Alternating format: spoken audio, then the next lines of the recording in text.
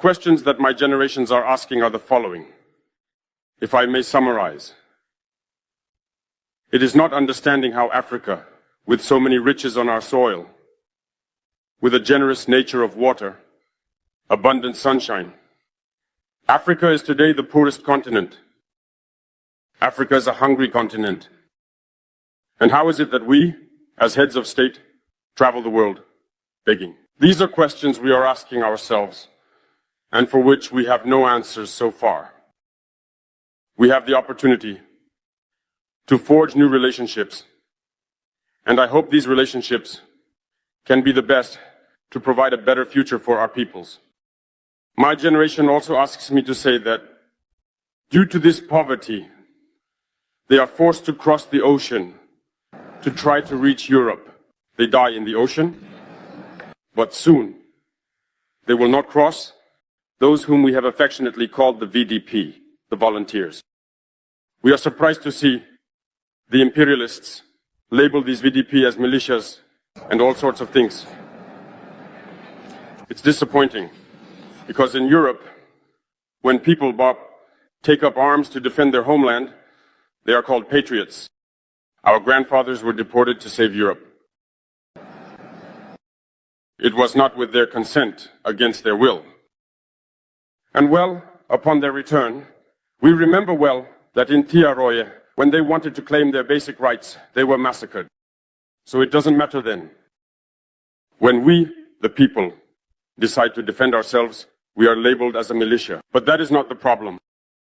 The problem is seeing African heads of state who bring nothing to these people who are fighting, but who sing the same tune as the imperialists by labeling us as a militia, because they will come to our palaces to seek their daily sustenance.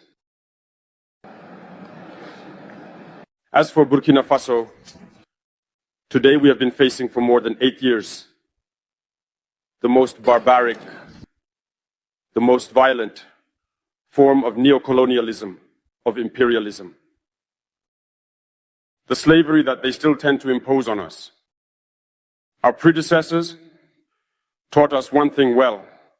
The slave who is not capable of assuming his revolt does not deserve pity for his fate. We do not pity ourselves, and we do not ask anyone to pity us.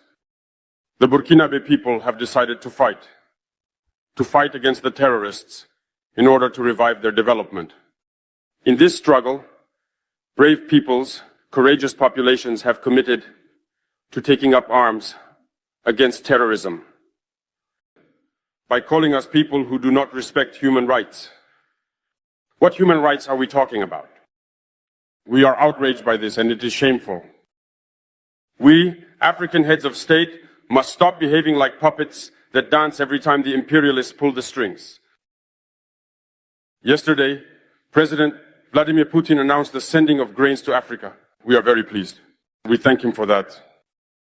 But also, it is a message sent to our African heads of state, because at the next forum, we should not come here without having ensured for those who do not know war, the food self-sufficiency of our peoples.